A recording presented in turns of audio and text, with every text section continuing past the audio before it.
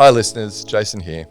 We're on the countdown to PHSCon 2025, where we bring some of the leading experts on the topic of psychosocial safety to Sydney for 2 full days on the 19th and 20th of June. With so many great speakers, industry case studies and networking opportunities for the 500 people in attendance, it is the psychosocial safety community event of the year.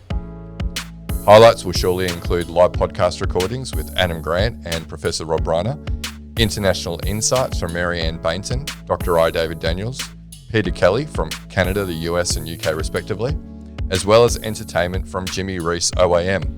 That's right, we've even got Jimmy Giggle. Early bird pricing is available for a limited time, so get in quick to secure discounted tickets for the conference, pre-conference masterclasses and the VIP dinner. Now, on to this episode. From Flourish DX, this is the Psych Health and Safety Podcast. With workplace mental health becoming a safety prerogative, this is the source of information on psychological injury prevention and health promotion. Hi, and welcome to the Psych Health and Safety Podcast. My name is Jason Van Schie, and I'm one of the hosts of the show. The aim of the podcast is to rapidly increase the knowledge and application of psychological health and safety in workplaces worldwide. To help with this, we have regular guests from around the world who are leading the way in this important area. But before I introduce our guest and topic for today, allow me to introduce my co-host, Joelle Mitchell. How are you today, Joelle? I'm glad that my computer is working. Yeah, it's a bit of a rookie mistake doing a Windows 11 update like beginning of the day. Yeah. Was it rookie or was it like, hey, I can like have an extra hour off? I mean, no. Fortunately, the earlier meeting that we had scheduled cancelled. Yes. But then I still had to use Sean's computer for the next meeting that I had. So, no, it certainly wasn't strategic. It was just dumb. Yeah, okay. Yeah. Okay. But your computer's all updated now. We're recording on it. It seems to be going okay so far. Seems to be going okay. Yes. We'll see. Yeah, hopefully no technology issues, touch wood. Yes. Yeah, cool. Anything else going on in the life of Joelle? No, I don't think so. No. Yeah, still just adjusting to the shock of being back to work after having had a break. It's such a shock, isn't it? It is. Yeah. It's terrible. Okay, good. Well, great. How are you, Jason? I'm doing well. 22 days into my diet and exercise regime. Yeah. So 22. 22 in a row. Probably the longest streak I've had. I've actually done more exercise this year than I did in all of 2024 combined. So really? Yeah, no, absolutely. So I'm feeling good. I've got a lot of energy. I was feeling a bit exhausted towards the end of last year, and so I figured this year I have to go in a different pace and do a bit of self-care as well. Right. So I can't work out if that means that you did really like dangerously little exercise last year, or if you've been doing too much in the 22 days of exercise of this year. Not dangerously too much. No, I think the right amount I've been doing, but last year it was dangerously not enough. So in the 365 days of last year, you did less exercise in total than you have done in 22 days of this year. Yeah. Yeah. Yeah. So how do you know? How do I know? Yeah. Because I did no exercise last year. I could count. I remember you doing stuff. I can look on Strava. I reckon there's probably 2 runs on there last year. So yeah, I'm sure I remember you doing like swimming and stuff last year as well.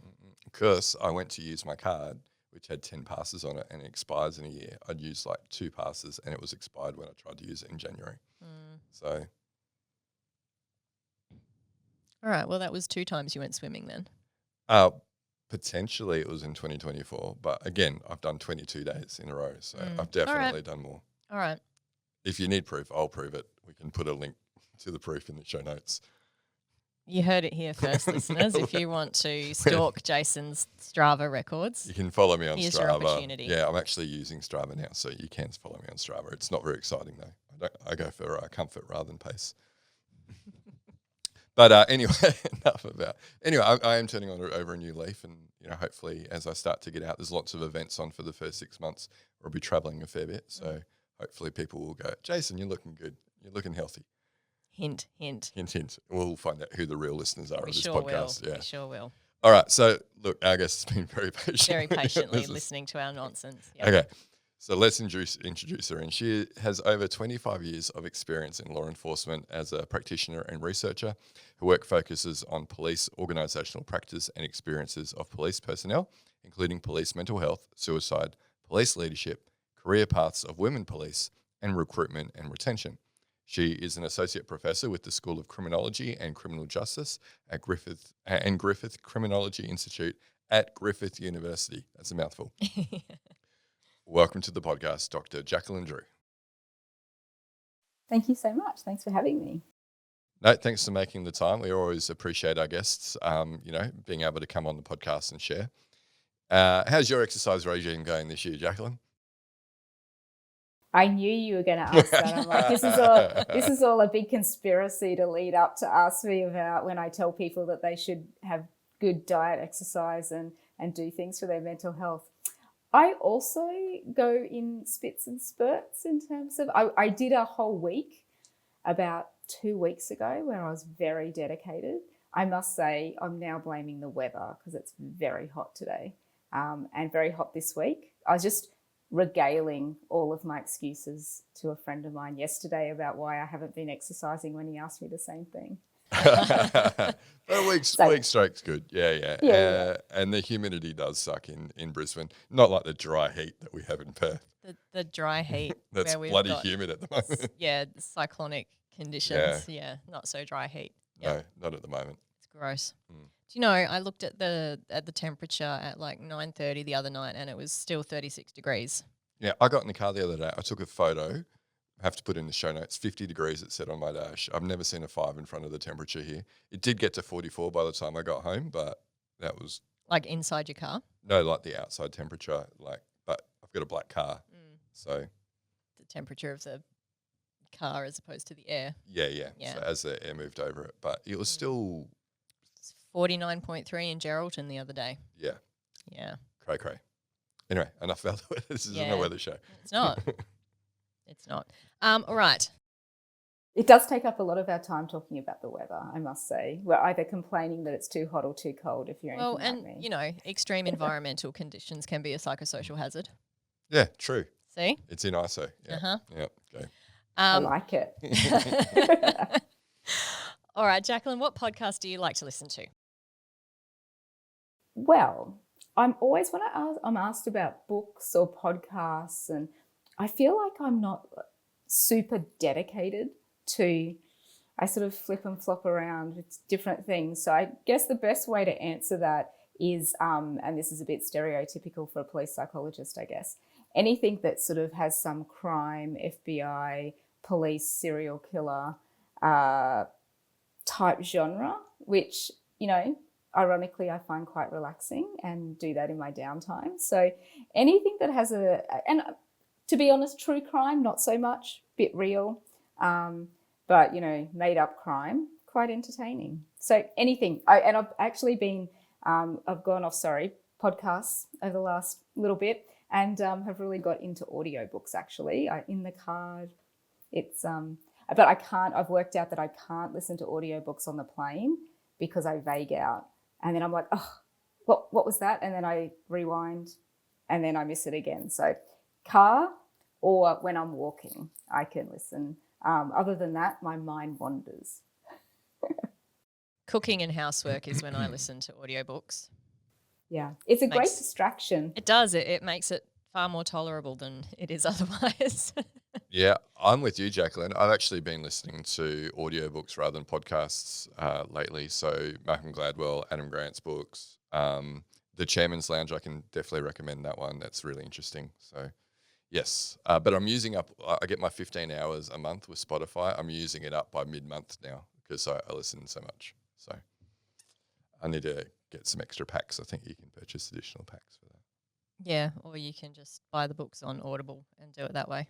Do it that way, yeah. But I like it that it's just bundled in my Spotify subscription. So I'm just trying to pace myself like you, Jacqueline, not on a 4-hour flight, like listening to my allowance of 15 hours. I try and space that over a month. So a tip that I read, and I don't know if this actually works or not, so just passing on something that I saw somebody else recommend, was if you download it and then listen on airplane mode, it doesn't count as listening hours. Uh-huh. Yeah. I like it. That is quite nefarious. I like a good trick like that. Yeah. Appeals to my Dutch heritage.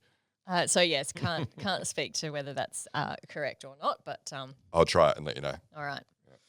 Yeah. Tell us about your professional career.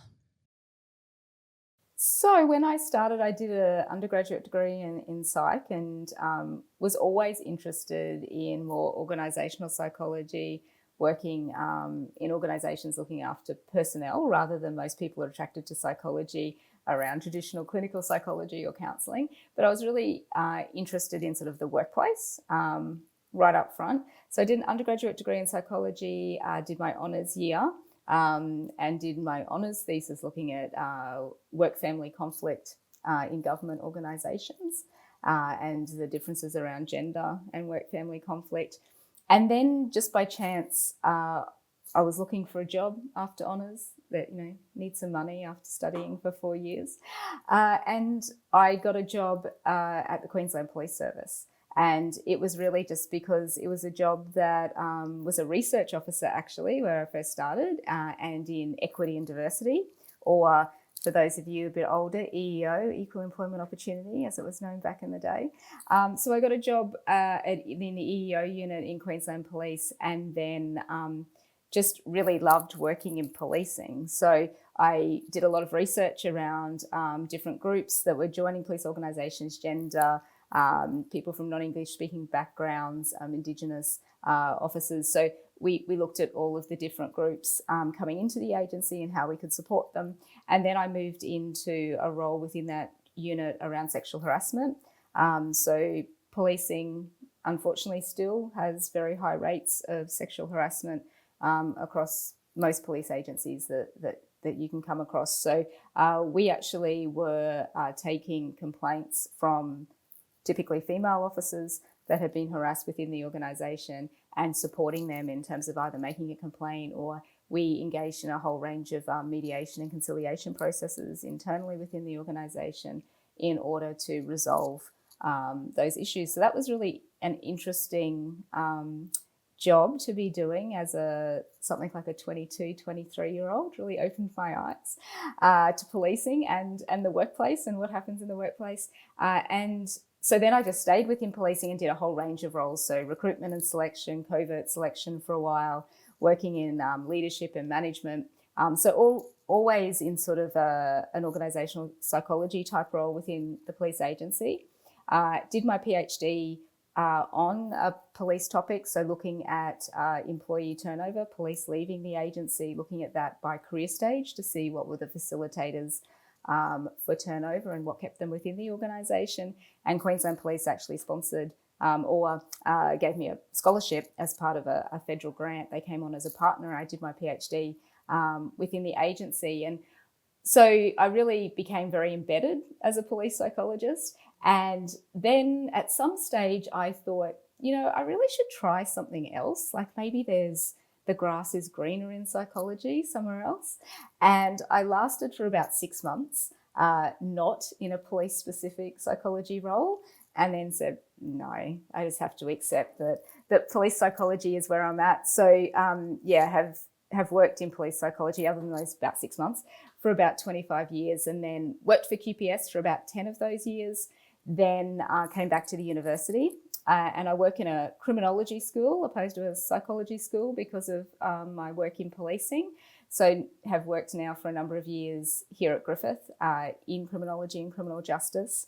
And I've been lucky, and working with inside a police organisation, I still harbour some want or desire maybe to work back within an agency, but actually working outside of an agency gives you a real scope to work across agencies and then, internationally. So I work with agencies across Australia, but have been really lucky in the last few years to start working in the US. So I work with a large organisation over there called the National Fraternal Order of Police.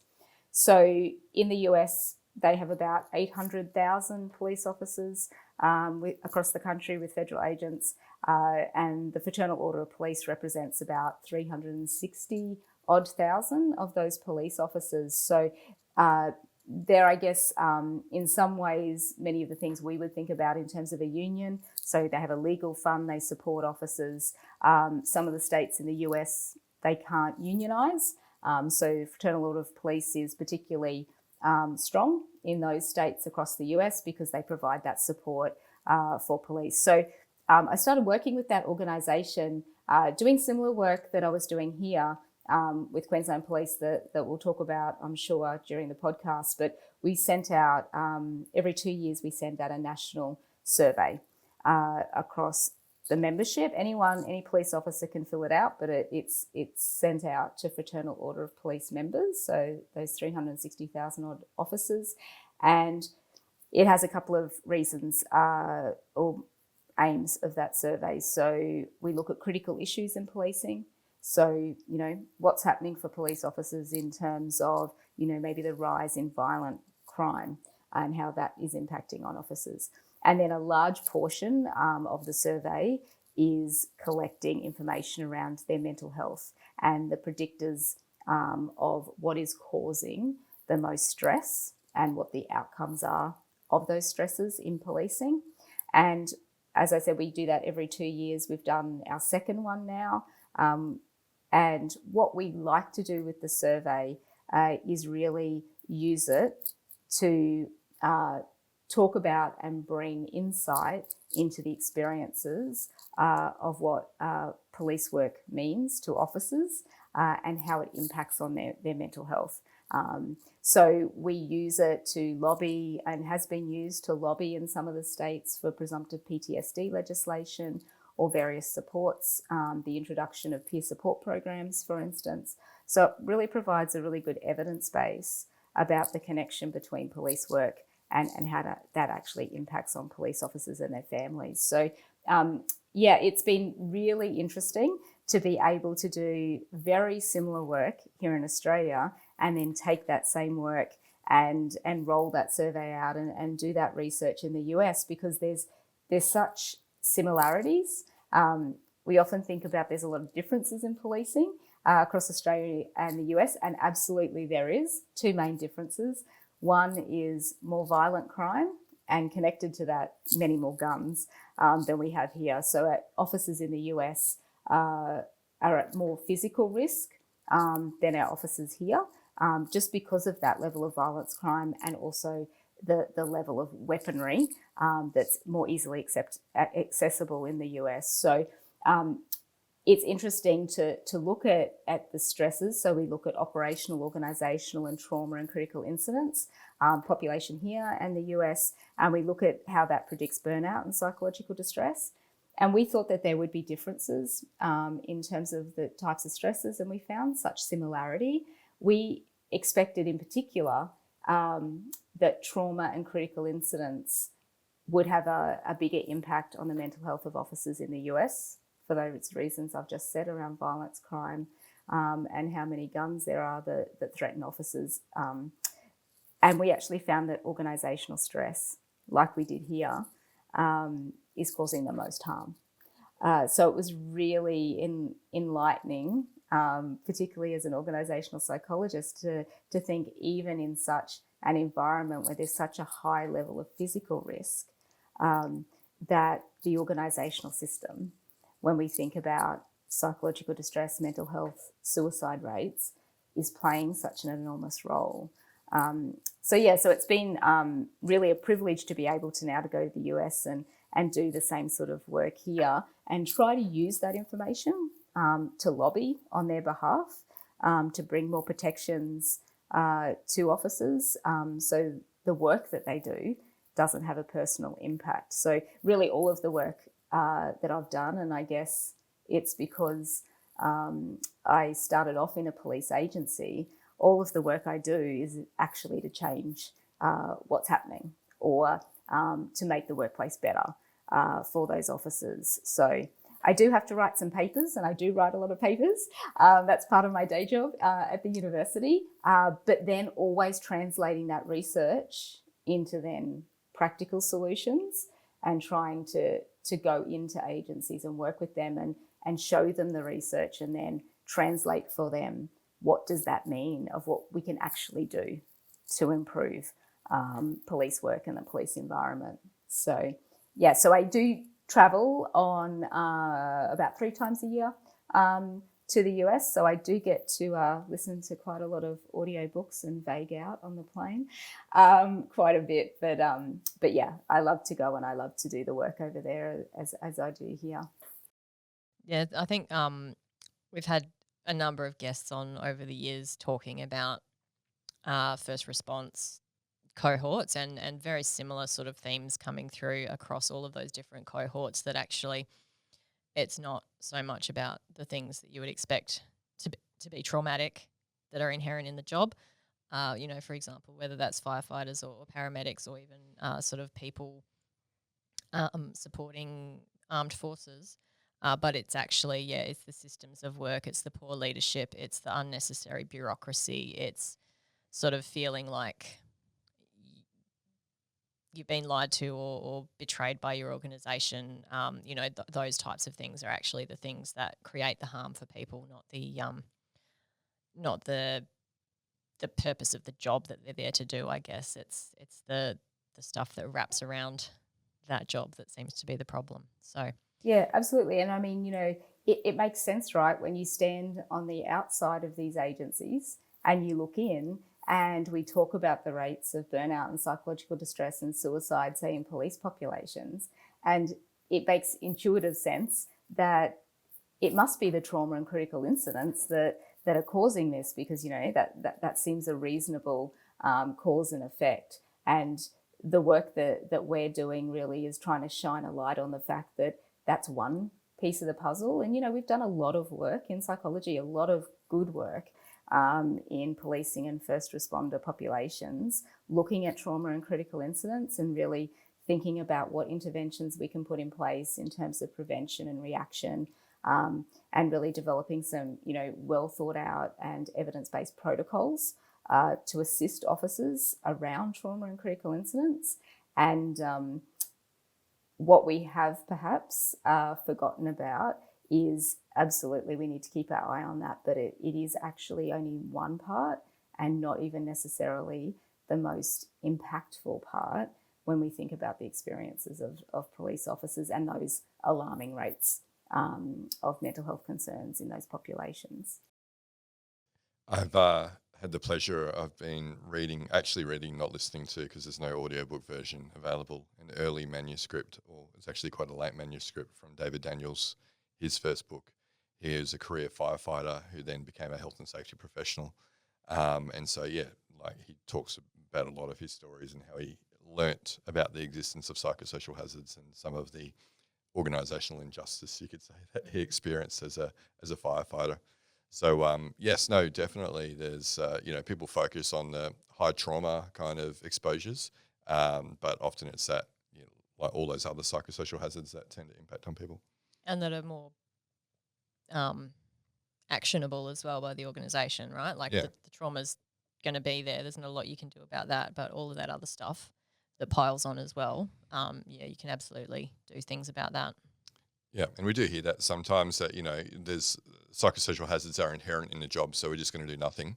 Well, there are some psychosocial hazards that are inherent, but there's other ones that you can control.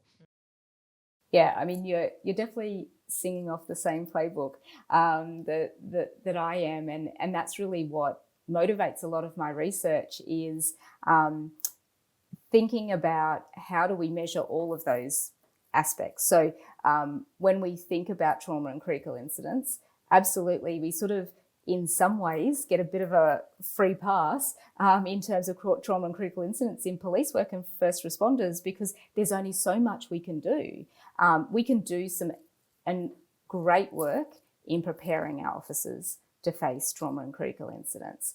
And we can do some great work, and we do, in then supporting officers and helping them recover from those trauma and critical incidents. But it's like we're fighting with one hand tied behind our back, because the actual cause, the actual psychosocial risk or factor, we can't eliminate. It is inherent in the job. It is what we ask them to do. That's what we're signing them up to do, is to face those situations on behalf of the rest of us and keep us safe. So I think that's really interesting, and we have these conversations now all the time when we're talking about the research in police organisations. Is we've focused on that, and we're able to wrap around that particular type of psychosocial hazard. But when we think about what we can actually change, and so not just put sort of more reactionary interventions in place, it is the organisational system. And who creates the organisational system? Well, the organisational system itself is not living and breathing. It's the people within it that create it. And the living and breathing people that create it can change it. So that's, both enlightening and positive, because it means actually we can do something about the vast majority of psychosocial hazards that's causing these rates of distress in police populations. But it's also a little bit confronting for organisations and for leaders in the organisation, because now we realise actually a lot of what we're doing is causing or contributing to these rates. And then the next question is, have we actually trained or have we developed our leaders in our organisation to meet that challenge? So I see lots of amazing leaders across the police organisation that want to do something about it. They want to change the system, but they haven't been taught. They haven't been given the skills or the knowledge to do it. And I really see that now as part of our role, and the new wave of legislation and codes of practice that have come in, is we can't blame, we have to support. And that's what we're trying to do in police organisations. We understand you now have these responsibilities, and most of you want to do something about it, but it's now our job to help you do something about it. So it's a bit of a systems perspective, I guess. In now, our challenge is to uplift all of these leaders and managers and educate them on how they actually can create change. Do you need more psych health and safety in your life? Then head over to the Flourish DX Academy for several free on-demand e-learning courses. If you're an internal professional, follow Flourish DX on Eventbrite to register for any of our free fortnightly interactive webinars. Our flagship professional practice program is also exclusively available for internal professionals. The 12-week course blends theory, applied practice, and interaction with other professionals through live lectures and a monthly community of practice session. Find out more about all these learning opportunities or inquire about a bespoke in-house training at the Flourish DX Academy. www.45003.org. Now back to this episode. So within policing, obviously you cover quite a breadth of research areas and topics. What I guess are your main kind of 2 or 3 kind of areas that you might focus on in your research? So where we started, I received a Australian Research Council and ARC linkage grant, federal grant, a couple of years ago, and my industry partner was Commissioner Carroll, former Police Commissioner of Queensland Police. And really the main thrust or the beginning point of that research that we've spent a lot of time on in the last couple of years is to quantify the proportional harm of trauma and critical incidents, organisational stress, and operational stress. So they're the 3 factors in policing.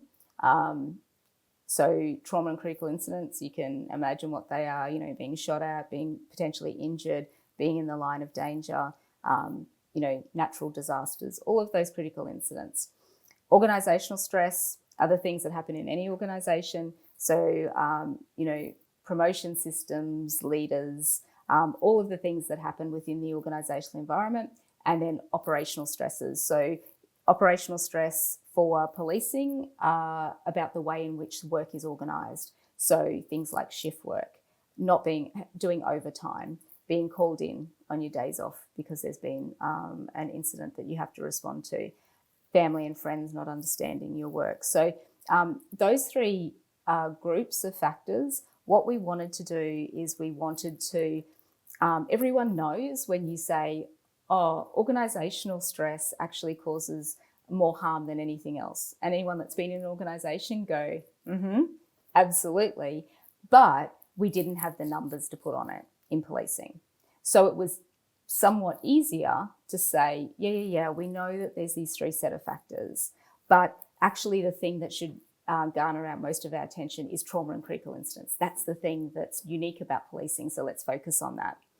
Absolutely, let's focus on that, but there's these two other factors we found. So what I wanted to do was actually determine what is the strength of the relationship between those three stresses and how do they compare when we look at two outcomes, psychological distress and burnout. And so we went about conducting a statewide survey across the organisation in order to collect the data around those three sets of factors and those two outcomes. What we found is that about 87% of officers are burnt out, and that's medium to high levels of burnout. We also found that a large amount of officers suffered psychological distress, and the indicator we used was early symptomology of depression and anxiety, which we talk about PTSD in policing. That is a diagnosis that's overrepresented in policing, but depression and anxiety are two other mental health conditions that we see very high rates. And we found that in terms of psychological distress, about 12% of our officers were experiencing very high extreme levels of psychological distress, but still turning up each day to do their job. So the data first showed us, yes, absolutely, burnout and psychological distress highly prevalent in police population. We then went about determining that proportional harm. So we looked at how the three factors predicted, so burnout and psychological distress. We found that when we think about, to give you an example around psychological distress and those three factors, we found that when we modelled all of the three factors and their predictive relationships, that organisational stress caused had a 3 times stronger relationship with psychological distress. Operational stress had 2.5 times stronger relationship with psychological distress compared to trauma and critical incidents. So we saw and put numbers on and really started to make it very tangible, the level of impact that organisational and operational stress has within the world of stresses that police experience. And we found something really interesting with burnout. So when we modelled all three factors simultaneously in predicting burnout, we found that the relationship between trauma and burnout actually disappeared in the context of the other two factors. So what we actually found was that the impact of trauma, particularly in terms of burnout, could be fully explained by organisational and operational stress. And a really good example or a useful example to sort of think about how that works in the real world is that, when an officer is, say, involved in a shooting, obviously that's a trauma or critical incident. And we're now doing interviews with officers, and an officer will say, and I'm paraphrasing, putting a whole heap of interview data together, but an officer will say, I experienced that event. I was shot at, or I had to shoot someone. It was very stressful. It impacted on my mental health. But I feel like I could have gotten over it. I feel like with the right support, I was prepared for it.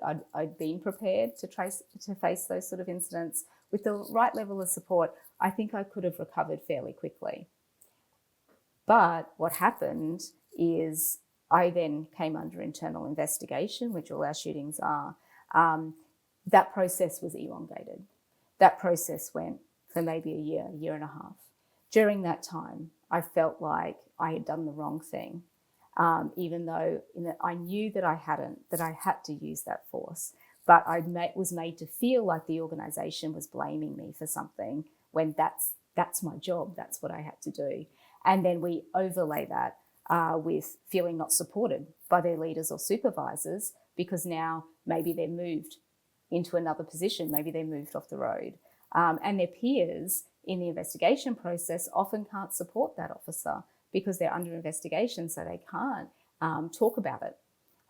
So one of the things that we were keen to establish was that proportional harm, but we didn't realise we were going to find this really interesting interrelationship about actually the importance of organisational and operational stress. Actually, even if we said that's the thing we're most interested in is trauma, how do we get officers to recover better from trauma? The answer is actually in reducing organisational and operational stress, because that's interfering with recovery. So really that's the research that we wanted to put sort of really upfront. And we started this research before the introduction of the changes to legislation and the code of practice. So I always say it's a great time to be alive if you're an organisational psychologist or in the workplace health and safety space. And we'd already had determined all of this and had started down that track within policing.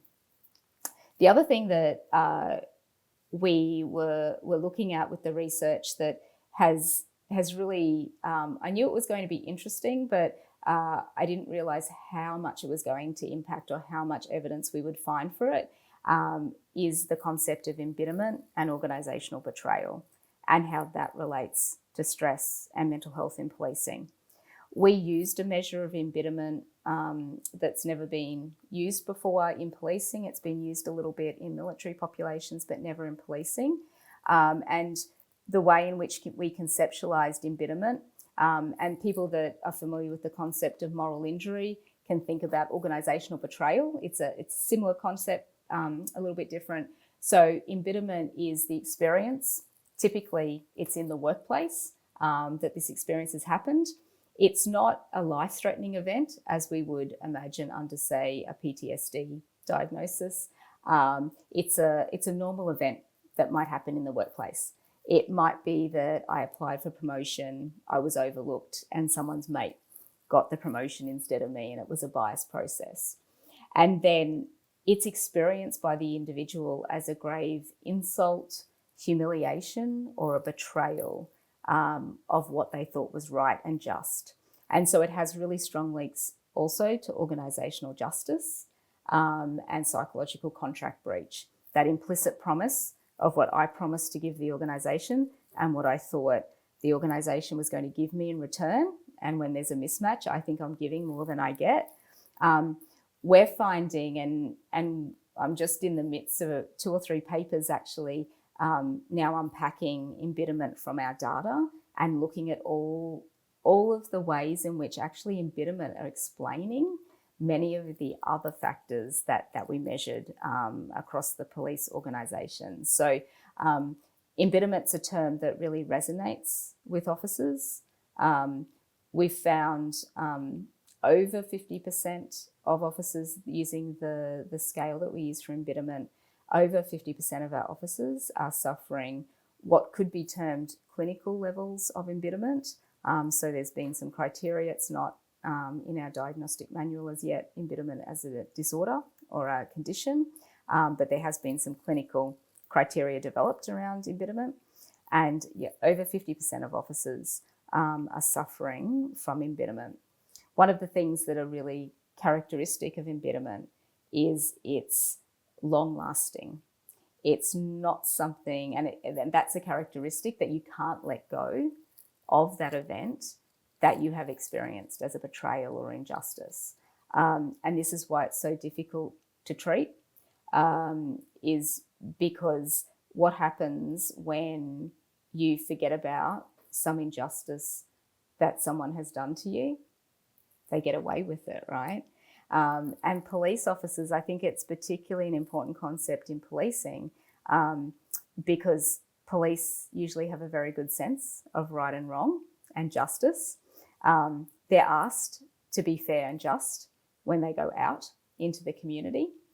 They come back into the police station and maybe they're not given the same level of respect as they're asked to do when they're in our community. And I think the other thing around why embitterment's so seeming to be so impactful now in our research is the identity that police officers have. So if you think about something you absolutely strongly align with in terms of your values, policing's often called a calling, you wouldn't do the job unless, you were really committed to it. And then you think of injustice or betrayal when your occupation is so caught up in who you are and your identity and your purpose and what you believe in. So I think it's exacerbated. I think every organisation probably has employees that are embittered or feel like there's a lack of organisational injustice. But I think the reason that embitterment's explaining so much is because of the characteristics of policing and the policing profession. And to come back full circle and talk about how, say, organisational processes interfere with the recovery from trauma, the research that was done originally in the military around embitterment, the way in which really we started to understand the concept was there was a group of veterans that had been diagnosed with PTSD, and they were being treated for PTSD. And there was a treatment-resistant group that the clinician was like, I don't know why these people are not showing any signs of recovery. So there's this group that seems to be managing better or recovering, and there's just this small group that doesn't seem any intervention is not working. And then they started to talk to explore more fully, I guess, with those veterans about what was going on.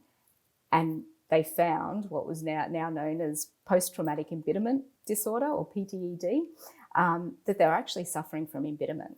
The reason they couldn't recover from the trauma is, like that example before, they were holding on to being embittered about, say, an internal investigation or something that happened within the organisational system. And then that resulted in trauma-related symptoms as well as embitterment symptoms. And then when they started to work with that resistant group around embitterment and how can we overcome that, then they saw some signs of recovery in terms of PTSD as well as their condition around embitterment. So I guess my passion right now, other than, thinking about how all of these things impact on mental health of police officers around stress, is this concept of embitterment and psychological contract breach and organisational injustice and betrayal. Because I think that gets at the core of who someone is. It's like, we always talk about the iceberg, right? A lot of these things are on the top, and I think one of the foundations underneath that iceberg that's sticking out is embitterment. And unless we acknowledge, treat, assist officers navigate that emotion, I think, we're going to have less success if we don't actually understand what's fundamentally at the core of what's causing mental health and suicide rates in our population. Yeah, fascinating research. And for those listeners who maybe want to hear more about moral injury, it was probably a couple of years ago now, we had Mark Layson on who did his PhD. You'd know Mark, also work in first responders. Yeah, so yes, Mark's a good friend of mine. Yeah, he's great. So as you started talking about embitterment, I immediately started thinking about his research, and then you drew the comparison to moral injury as well. So definitely more to learn about that. One question that I had for you, Jacqueline, as you were talking about that, is something that came up on some LinkedIn comments in the past couple of weeks for me, where people are like, yeah, you still can't prove that it's work factors that are causing people to become mentally unwell because we can't rule out the individual kind of factors that might contribute to that. What would your response to that be based on your research? People are complex beings. So yes, this is one of our challenges in how do you separate work and home? How do you separate personality or affect from experiences. So I would say it's a combination. So we know that, say, police officers, some will experience exactly the same events, exactly the same trauma, critical incidents, organisational issues as another officer. One will be healthy and one won't. That tells us that there's either something that's about the individual factors that are protective or assisting in recovery, or, you know, there's something that particular officer has done. Maybe they have built their level of resiliency, and that's why they've experienced the situation differently. I think that absolutely it's a combination, and in many ways we just have to accept that all of these are important. It's not one or the other, and it's most likely to be a combination. And a lot of focus is put on the individual, and often not a lot of focus is put on the organisation. And I think we have to sort of, we're trying to just turn the switch a little bit to bring more light. When I think about how we often treat individuals in policing, or, you know, just generally, we often ask the very individuals that are being impacted by an organisational system to also be the solution to it for us. So please engage in resiliency training. Please engage in mindfulness. Please engage in all of these things. And then we're not changing the system, which is at least part of the cause of that harm. Now, for those of you who love resilience and mindfulness, please don't come for me. I also am a fan of these things, but they're not the only things. So we have to do that in combination with changing the system. And a lot of the work we're now doing, using the research we've done, we've developed a number of programs for police agencies. And, you know, and I think that you talk about this too, we need to change the work, not the worker. Absolutely, let's support the worker as we change the system. And when you said that, it sort of reminded me of what we talk about when we're sort of trying to disentangle the causes of suicide in policing. And depending on which studies you read, there's high rates of suicide in certain cohorts of police populations, and sometimes it's less. But often in organisations, first responders or military or policing, when there is a suicide death, often it's something about the individual is blamed, or it's a relationship breakdown. Oh, it's something that happened in their personal life. They just got divorced, or they separated from their loved one. And because that's often the final thing before the suicide death, people grab onto that and go, that's the reason. As we know, suicide and the reasons for suicide is very complex, and that interaction. So our question, and I've done a 10-year retrospective study of police suicide in Queensland, of our officers who were in service when they died by suicide, and officers that had left, is you can't disentangle whether the relationship breakdown was a result of organisational system factors and the impact of work that caused the relationship breakdown, or perhaps it could be the other way. Regardless, there was some interaction there. So I guess my answer to anyone that says, you know, you can't prove it, well, can you prove to me that it's all the individual? So I think we have to agree that it's both, and both have to have the same focus. And right now, or to date, we've more focused on the individual. So we're just shoring up or balancing up the conversation, I think, by saying, hey, we actually need to have our eye on the ball with the organisational system factors. The other thing that you know, I often get is people saying, particularly with embitterment, their manager or supervisor might say to me, well, that promotion that person's now, you're saying they're embittered about that promotion, it was a fair process.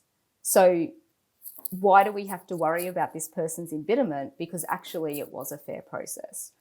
My answer to that is sometimes it doesn't matter if it's real or not. It's the person's perception and experience. It's causing them harm.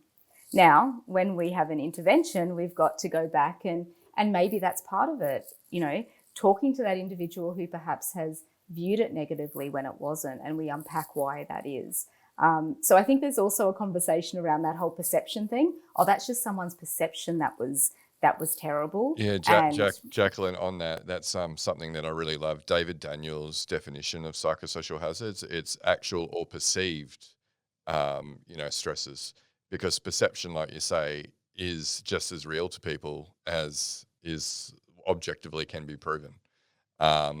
And so you have to deal with those perceptions, right? And like you say, have those conversations, make things more transparent, increase your communication, all those sorts of things as to address that. So yeah, and I think with perception, it's really important. And usually, you know, how do you intervene? What advice do you give a supervisor or manager who have this person that's really embittered?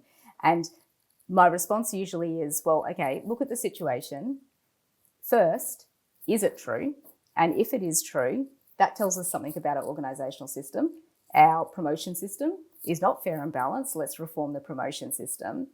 If we have objectively viewed that situation and it is fair and this person is feeling embittered, well, what caused that? What was it about the process that this was actually a fair and transparent process and this person perceived or experienced it as unfair? There might be other things that then we need to address. Yeah, and I think recent case law will get every organisation having to tighten up their ship regarding the transparency and fairness of these processes. The Vision Australia case we're going to be talking about with Catherine Dunlop on a very soon-to-be-released podcast where someone was terminated on the back of an investigation that was not, let's say, conducted in the best way. And that person claimed for a psychological injury that was upheld by the High Court, and it was a $1.4 million fine or something like that. So it was substantial, and you could see the same in your example of promotion. If someone feels like they were unfairly or they did not receive the promotion they thought that they deserved, how someone might claim a psychological injury on the back of that as well, particularly if embitterment becomes something that people can claim for, if it becomes a clinical diagnosis. Yes, there's so many interesting things. It's quite a fascinating area, and we could talk all day about it, no doubt. Yeah, and I think a lot of what you're talking about here, Jacqueline, it resonates for me with a lot of conversations that I've had with people from all kinds of industries, and you know, in the corporate world as well. So not even where there is that element of immediate trauma involved in the job, but that combination of, you know, organizational injustice, and feeling, that moral injury that goes along with that, or that it's just not fair what's happened, and you've got no recourse, and the narrative that the organization is capturing through its formal documentation is not accurate, but you've got no way of being able to counteract that because you have no power in that situation. And, you know, these stories, those themes that come through in these stories are so consistent, you know, across industries, across roles, across job levels. So yeah, it's certainly, I think, something that a lot of people will be able to sympathise with or see in some of their own experiences of work as well, even outside of that that first response cohort. So it'll be really interesting to see other researchers, I guess, taking this model of injury and then exploring that in other industries and contexts as well. And, you know, when I describe my research, I subject people to listening to my research and what I do. So when I talk about it, and I've got people that I know, say in the teaching profession, they're like, but that's exactly what happens here. That, you know, that embitterment or that organisational injustice. So I think you're right. When we think about organisational system factors and the impact and the psychosocial hazards in that context, that is every organisation. It's just that in first responders and policing, we thought it was something else more likely. It was easier to point the finger. But I think police organisations, you know, we're saying a lot about police organisations and the rates of injury, etc. I mean, in the last 10 years, maybe less, police organisations have come a long way. I think that there's certainly there's some light that we can actually hold on to, that organisations, we didn't even talk about mental health in policing. When I first started as a psychologist, I didn't have much work to do because there obviously wasn't a problem in policing, and there's still a lot of stigma. So we do have a long way to go. But now the fact that we're actually openly discussing, not just in policing, you know, even in wider society, we're discussing the impacts of work and we're discussing how they impact on our psychological health. I think that sometimes, you know, a lot of the work we do is quite negative and depressing on the side of, you know, all the things that are wrong. But if we take a step back, I think we have actually achieved a lot, and we just need to keep pushing forward in those achievements, and we'll get there. It'll be a slow road, but look how much we've achieved in a few years. Yeah, so that kind of leads me on to one of our wrapping up questions for today. What action would you love to see coming out of your research? I think the action is having organisations acknowledge that organisational systems, policies and practices do have a substantial impact on their workers, and instead of being fearful, and I understand why they're fearful, to acknowledge and to think about that they have a role to play, to actually be much more focused on prevention. So actually understanding the problem better, and then once we show that we actually are doing something about it, actually organisations can be very successful. So it's less of a blame game. And I guess that's what I was talking about before in terms of leaders, is when we ask leaders to do something about these things, then we have to support them. So out of my research, it's sort of shining light on the problem, but also telling us how we're going to support organisations and how we're going to support leaders to actually do what we're asking them to do. So hopefully the way in which we're now moving the research is not just, here's all the problems, organisations, go away and see what you're going to do about that. I hope that our research and the way we're trying to explain it and now translate it into programs will actually change the work. It will actually be true prevention, opposed to always thinking about reaction. Well, Jacqueline, it's been a fascinating discussion with you today.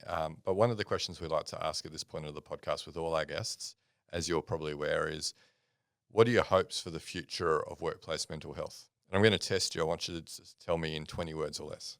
Are you counting? That's 4. 3, actually, Jason. You can't count, obviously. No, I can't see. Now you've stressed me thinking about just briefly, yeah. So what are your hopes, Jacqueline? Yeah, my hopes is that we can all work together in the system and all acknowledge that we all have a role to play, and working together is the solution to workplace mental health. We all bring specific skill sets, and we can all, if we work together, actually make a difference and not be so siloed, which sometimes we are. So yeah, working together more. And I think, you know, the changes to legislation, code of practice, I think is our perfect opportunity. That is more than 20 words, way more. And a good segue into PHSCon, which is what we're trying to do, bring those silos together to work out how do we actually address these wicked problems together. Yeah. Any opportunity to plug that, right? It's my favourite day of the whole year, Joelle. Well, 2 days. Week, right? Almost a week. Yeah. Anyway, last question for you today, Jacqueline. What are your parting words for professionals who want to work in the area of psychological health and safety? You will never be out of a job, but that job will be rewarding because you actually can change people's lives, because we spend a whole lot of time at work, and making a difference in that space makes an enormous difference to not only the worker, to their families, and the ripple effect. Fantastic. Beautiful. Jacqueline, again, thank you so much for giving up your time to come and share your research with us on the podcast. Definitely hit a lot of the notes we like to hit with our listenership, and I'm sure there was lots of head nodding and lots of people writing notes as they're listening to this podcast. So thank you very much. Hugh, I really appreciate the invitation. It was fun. Thanks. Yeah, terrific. Listeners, that brings us to the end of this episode. Remember, we do record these over video when we have the conversations with our guests, and you can catch all of the videos on the Flourish DX YouTube channel. We also take snippets of these podcast episodes. Joelle's going to have her work cut out for her, picking the best ones from this one. And you can find them on the Flourish DX LinkedIn page. While you're over there, if you want to continue the discussion, Joelle and I are there all the time. So feel free to drop into our DMs if you want to chat further. But that's it for today. Thanks again, listeners. We'll catch you next episode. You've been listening to the Psych Health and Safety Podcast. To stay up to date with the latest on psychological injury prevention, follow Flourish DX on LinkedIn and subscribe to the Psych Health and Safety Podcast at www.psychealthandsafety.com.